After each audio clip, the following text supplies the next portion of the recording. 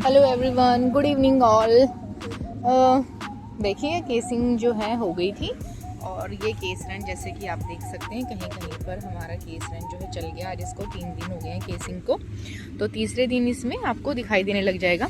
वैसे तो कई बार क्या होता है कि जहाँ पर थोड़ी कम केसिंग होती है ना, जैसे अनइवन कई बार हो जाता है ना, ऐसे जैसे कई बार इधर कम आ गई किसी पोर्शन में, ठीक है, तो वहाँ पर कई बार हमें ज़्यादा जल्दी जाला दिखने लग जाता है। तो इतना कुछ अभी केस रन नहीं हुआ है, अब तीसरा ही दिन है।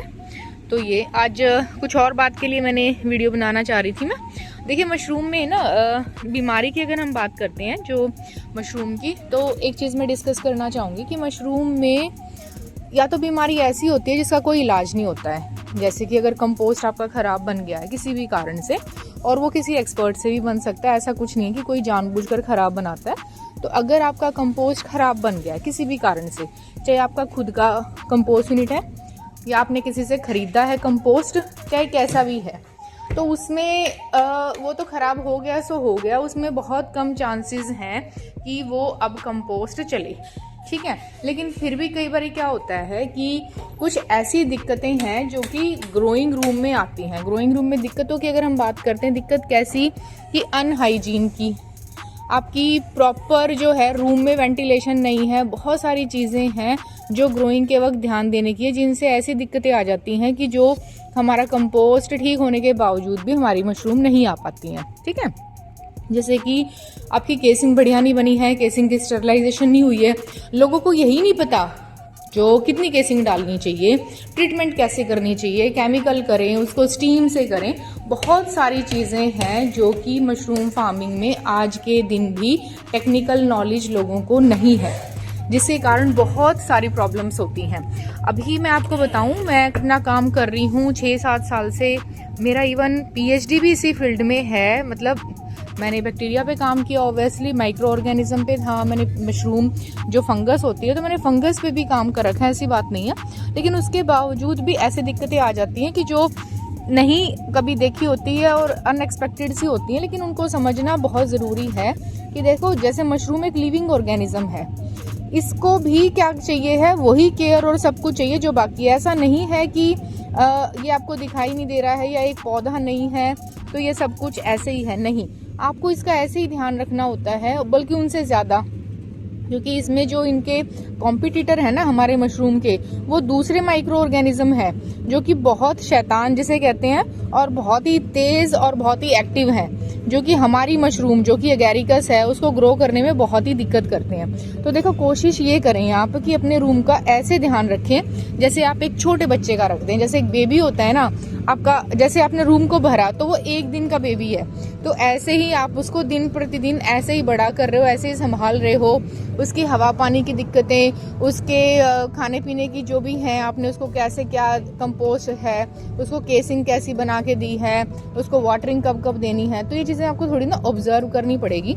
और कई बार हर एनवायरनमेंट की और हर जगह की थोड़ी सी प्रॉब्लम्स हो सकती हैं, कहीं ह्यूमिडिटी बहुत ज़्यादा है, कहीं पर चिपचिपापन है, कहीं ठंड बहुत ज़्यादा है, कहीं गर्मी बहुत ज़्यादा है किसी एरिया में, तो आपको उस हिसाब से थोड़ा सा ना खुद को भी तैयार करना पड़ेगा। तो ऐसे बिल्कुल डिपेंडेंट नहीं रह सकते आप काम शुरू करके कि कुछ आता ही नहीं है, तो आपको थोड़ा सा तो देखो ध्यान रखना पड़ेगा। तो इसीलिए मैंने कहा, क्योंकि कल किसी का आया हुआ था, उनकी प्रॉब्लम थी कुछ ऐसी। तो देखिए मशरूम में जो है ना प्रॉब्लम की अगर हम बात करते हैं, तो जो दिक्कतें कंपोस्ट में आ गई उनका निपटारा आपके रूम्स में नहीं होगा, वो खाद में प्रॉब्लम है, ऑब्वियसली रूम आउट होने के बाद ही निकलेगी वो, ठीक है। कोशिश कर सकते हैं आप, लेकिन अगर कोई भी प्रॉब्लम आती है ना, खाद की कोई प्रॉब्लम है, कोई बीमारी है, तो देखो बस उसकी एक टिप जो है मैं आपको शेयर करूंगी कि आप रूम का टेम्परेचर ज़्यादा ना रखो, आप अपने रूम को कम टेम्परेचर पर चलाओ, क्योंकि माइक्रो ऑर्गेनिज्म जितना ज़्यादा 25 से ऊपर आप जितना टेम्परेचर लेके जाएंगे ना, इवन 22-23 से भी ज़्यादा, अगर बीमारी है, कोई मोल्ड है, चाहे वो येलो है, ग्रीन है, वाइट है, कुछ भी है, अगर आप अपने रूम का टेम्परेचर, बैग का टेम्परेचर ज़्यादा रखते हैं तो आपके मोल्ड की, आपकी बीमारी की फैलने के चांसेस बढ़ जाते हैं, ये बिल्कुल फैक्ट है। तो आप उसको एक नॉर्मल रूम की तरह नहीं चलाओगे, आप उसका थोड़ा सा ख्याल रखोगे। और आपने ख्याल क्या रखना है कि आपको अपने रूम को अब थोड़े से टेम्परेचर का ध्यान रखना है, क्योंकि कई ग्रोवर क्या होते हैं कि प्रॉब्लम है, बैग में दिक्कत दिख रही है, लेकिन फिर भी क्या करते हैं कि 27, 28, 29 पर उन्हें लगता है कि बहुत जल्दी माइसीलियम चलेगा और टेम्परेचर बढ़ाते हैं, एसी बंद रखते हैं, कुछ बिजली का बिल बचाने के लिए, कुछ प्रोसेस को जल्दी करने के लिए, 1 या 2 दिन बचाने के लिए कि हम टेम्परेचर को जल्दी उठा लेते हैं और जल्दी माइसीलियम बढ़ जाएगा। नहीं, ऐसा नहीं है। देखिए मशरूम का खुद अगर आप देखेंगे ना तो वो 22-23 डिग्री पर ग्रो करता है। 23.9 जो है वो एक आइडियल टेम्परेचर है अगैरिकस बटन मशरूम के ग्रो करने के लिए। अब उसको 27, 28, 29 पर क्यों लेके जाते हैं ग्रोवर, मुझे नहीं पता, इसलिए करते हैं ऐसा, कुछ नहीं पता। तो देखिए बीमारी कभी भी किसी वक्त आ सकती है, लेकिन आपको जब मशरूम आप ग्रो कर रहे हैं ना तो आपको एक चीज का ध्यान रखना है। क्या ध्यान रखना है कि आपका अगर बैग में प्रॉब्लम आ गई किसी भी तरीके की है तो आप कोशिश करें तुरंत ही उन बैग को रिमूव कर दें। तुरंत हटाने में जो फायदा है ना आपका, वो कोई भी दवाई लगाने से नहीं होगा, क्योंकि जब आप उस बैग को, उस इन्फेक्टेड पोर्शन को निकालोगे तो आपके हवा पानी दोनों ही अच्छा रहेगा। या उसको आइसोलेट कर दो, आइसोलेट इन दी सेंस कि उसको थोड़ा अलग रख दो, कहीं इधर रख दिया कहीं उधर रख दिया, लेकिन आप उसको नॉर्मल बैग से थोड़ा अलग करो, ऊपर रखो नीचे रखो, बिल्कुल अलग रख दो ताकि थोड़ा सा रहे, लेकिन उसको निकालना ही ज़्यादा बेटर रहेगा मेरे हिसाब से। और वो प्रॉब्लम सोल्व होने वाली नहीं है अगर आपके पूरे कंपोस्ट में दिक्कत है तो। हाँ, पूरे ही कमरे में दिक्कत है आप उसको फिर एक हिसाब से चलाओ, लेकिन टेम्परेचर आप कोशिश करो कम रखो। आप उसका टेम्परेचर, कम टेम्परेचर पर ही अपने माइसीलियम को ग्रो करवाने की कोशिश करो, कम टेम्परेचर पर ही सारे प्रोसेस करो, भले ही वो स्पॉन रन है, केस रन है, रफलिंग है या जो भी है। और ऑब्वियसली कवरिंग के वक्त तो आपको 15, 16, 17 टेम्परेचर चाहिए होता है, लेकिन आप कोशिश करो 19, 20, 21 इतने टेम्परेचर पर आपका माइसीलियम रन कर जाए तो बहुत बढ़िया है, ज़्यादा टेम्परेचर राइज ना करने दो। और अगर किसी तरीके कोई बीमारी आ जाती है तो 1 दिन के लिए कोशिश करो टेम्परेचर आप कंपोस्ट का 14-15 डिग्री अगर ले आओ तो काफ़ी जो माइक्रो ऑर्गेनिज्म है वो खत्म हो जाते हैं। प्रोसेस थोड़ा स्लो हो जाएगा लेकिन बाद में कवर हो जाएगा। तो आप रूम का टेम्परेचर 1 या 2 दिन के लिए थोड़ा सा कम कर सकते हैं, उसके बाद उसे बढ़ा लेना जैसे आपको लगे कि कुछ है। अच्छा, इसमें दवाइयाँ देखो एज सच तो कोई दवाई नहीं है, क्योंकि कुछ ऐसी नहीं है कि भाई इस बीमारी के लिए ये है, कुछ है हल्की फुल्की दवाइयाँ, लेकिन कंपोस्ट को ठीक करने की ऐसी कोई भी दवाई नहीं है। और अगर केसिंग में कोई बीमारी आ रही है, कंपोस्ट में नहीं थी, तो ये मान के चलो आपकी केसिंग बढ़िया से स्टरलाइज नहीं हुई है या कंपोस्ट का पीएच ठीक नहीं है, तो बहुत सारी ऐसी चीज़ें हैं कि जिनका आपको ध्यान रखना चाहिए। केसिंग का पीएच हमारा 7, 6.5 से 7.5 के बीच में रहना चाहिए। इससे ज़्यादा हो जाता है तो क्या होता है कि हमारा एसिडिक या एल्कलाइन पीएच दोनों ही ठीक नहीं है।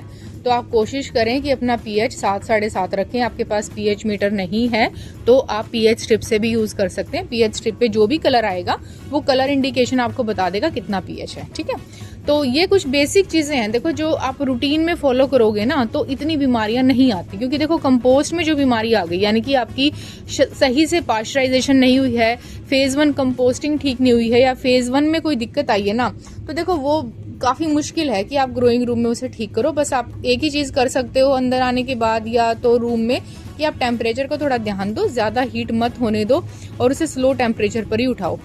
अगर कोई कुछ बैग्स में आ रही है, मान लो आपके पास 2000 बैग हैं और 2000 में से 50-100 बैग में दिक्कत आई है, तो लालच ना करो, उन बैग को दिखते ही अलग कर लो और उनका या तो अलग से ट्रीटमेंट साइड में कहीं रख के किसी रैक में कुछ ऐसे ट्रीटमेंट कर लो, फिर उन्हें स्ट्रीम लाइन में ले आना।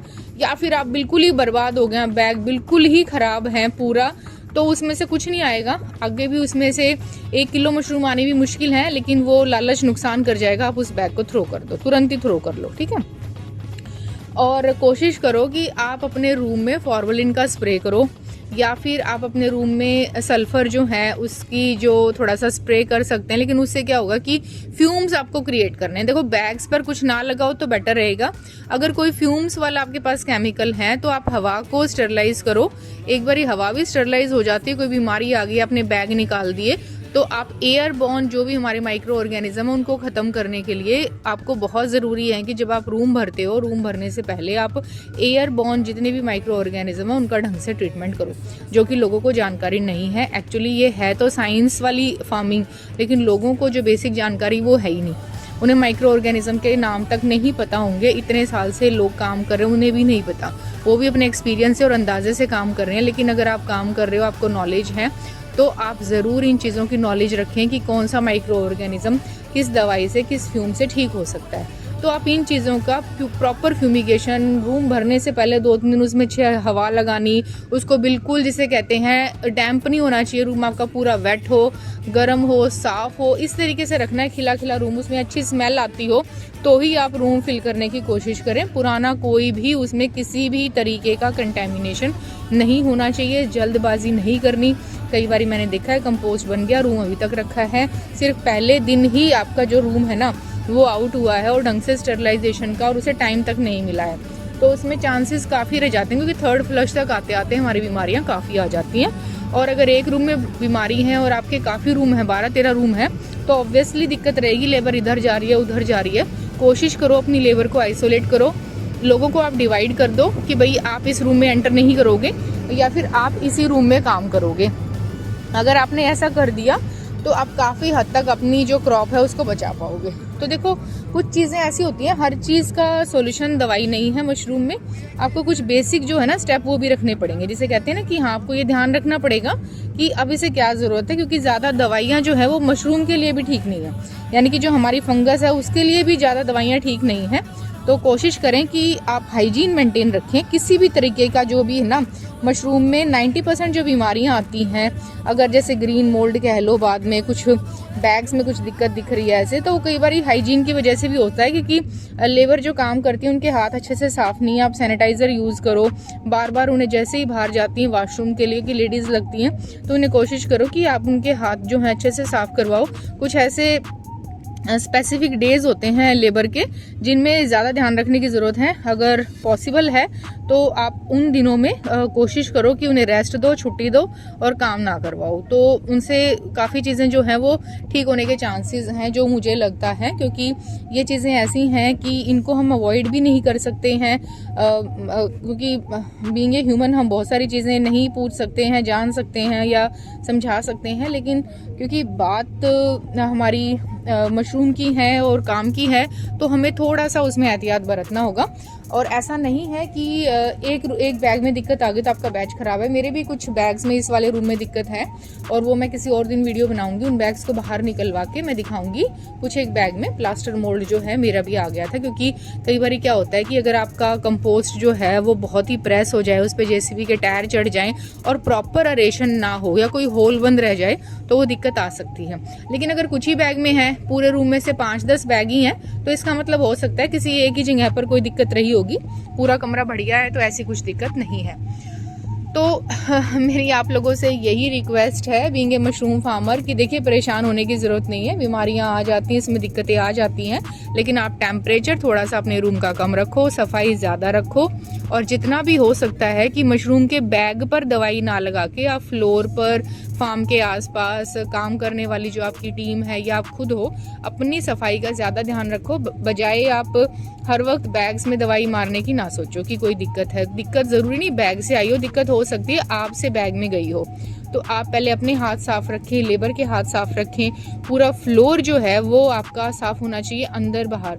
जैसे मैं आपको दिखाऊं, कहीं पर भी देख लो आप, इस तरीके की कंटेमिनेशन नहीं होनी चाहिए जिसमें देखिए पूरी गैलरी आपको ऐसा नहीं लगना चाहिए कहीं पर भी, जहाँ वर्क प्लेस है हमारा, कहीं पर भी। एक बार इस रूम को भी बंद करती हूँ मैं। इसमें केसिंग चल रही थी तो थोड़ा केसिंग अभी हमारी गिरी हुई है, तो ये तो केसिंग है अभी इसमें पूरी नहीं हुई है। तो जैसे ही हमारी केसिंग पूरी हो जाएगी, फाइनल हो जाएगी, फिर इसकी सफाई हो जाएगी।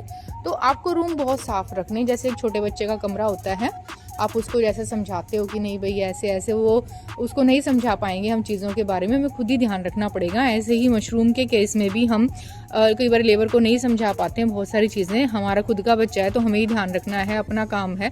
तो